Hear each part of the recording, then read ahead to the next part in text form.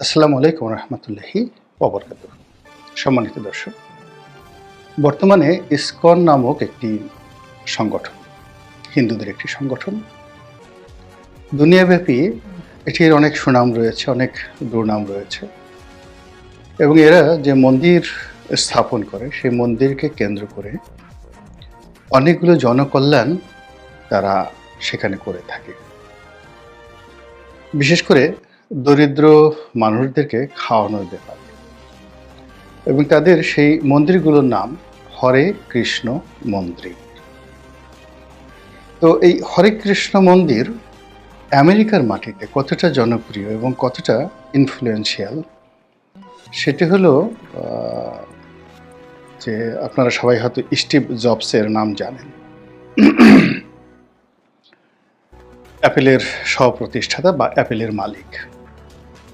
একটা সময় তিনি খুব দরিদ্র ছিলেন এবং তাকে প্রায় ক্ষুধার যন্ত্রণায় তাকে কাতর হতে হতো এবং তিনি স্ট্যামফোর্ড ইউনিভার্সিটির একটি সমাবর্তন অনুষ্ঠানে বলেছিলেন যে বহু মাইল হেঁটে তিনি হরে কৃষ্ণ মন্দিরে যেতেন এবং সেখানে গিয়ে খাবার খেয়ে আসতেন এবং এই কারণে ওই মন্দিরের প্রতি, ওই সংগঠনের প্রতি সঙ্গতের কারণে তিনি সারা জীবন কৃতজ্ঞ ছিলেন।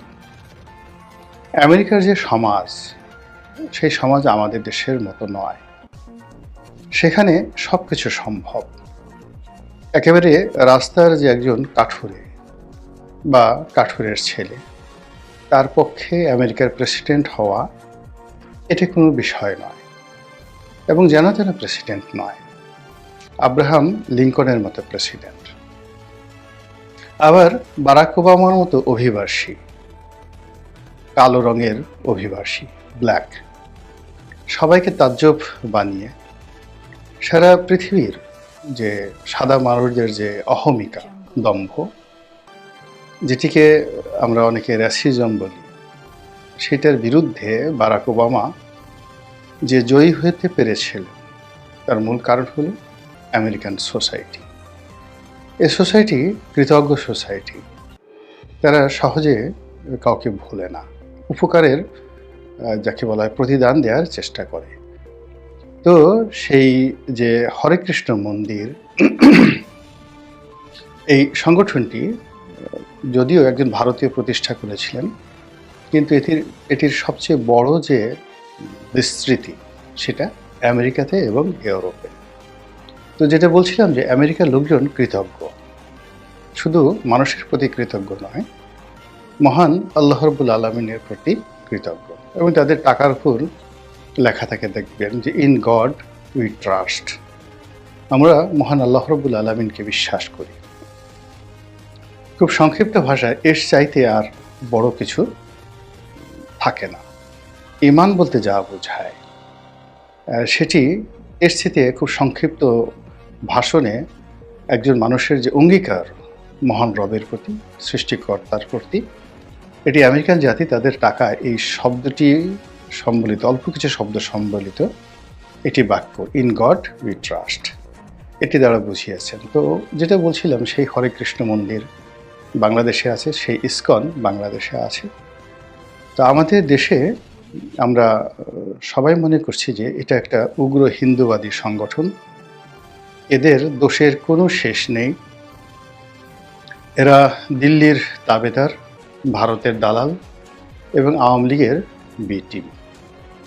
বাংলাদেশিদের যত কর্মকাণ্ড আছে, সকল কর্মকাণ্ড মূলত বাংলাদেশকে, বৃহত্তর বাংলাদেশকে তারা ভারতের সঙ্গে একীভূত করার জন্য সুদূর প্রসারী 50 বছরের একটা মাস্টার প্ল্যান নিয়ে তারা এগোচ্ছে। আমাদের দেশের যারা সাধারণ মানুষ, ধর্মপ্রাণ আলেম ওলামা, তারা এই ধরনের কথাই প্রচার করেন।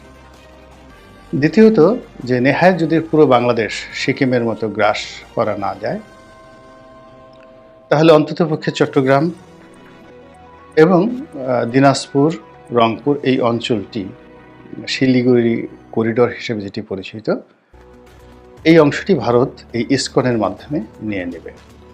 ওভাবে জনমত তৈরি হচ্ছে, ওভাবে যোদ্ধা তৈরি হচ্ছে, এরকম নানা রকম প্রচার প্রোপাগান্ডা গত কয়েক বছর যাবৎ চলে আসছে।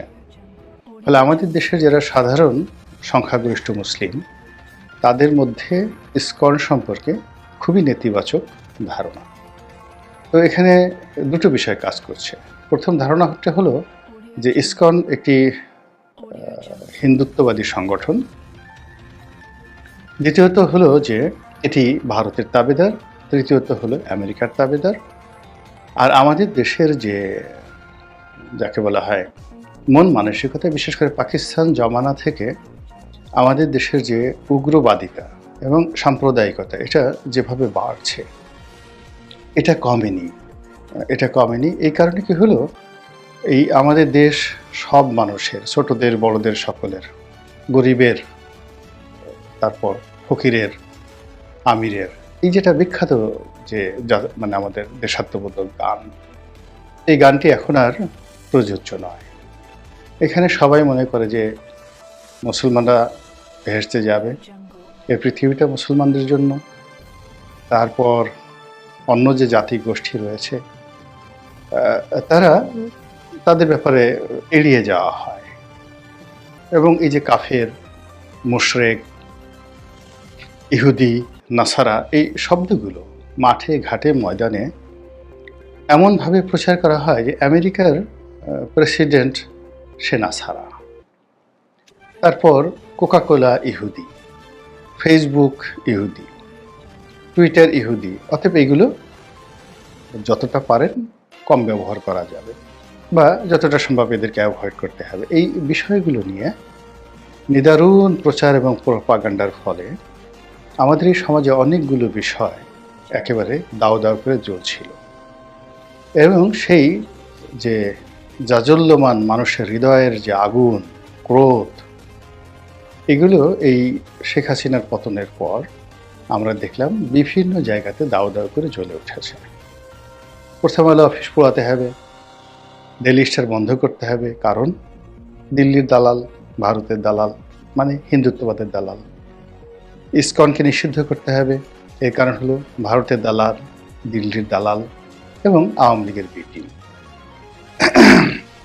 এবং একই সঙ্গে ইসকন যে সকল মুভমেন্ট করছে এই গত ৩-৪ মাসে, আগের থেকেই তাদেরকে খুব সন্দেহের চোখে দেখা হচ্ছিল, এবং এই ৩ মাসে তাদের যে মুভমেন্ট, সেটা হলো তুমি চিৎকার করবে কেন, কথা বলবে কেন, চলাফেরা করবে কেন?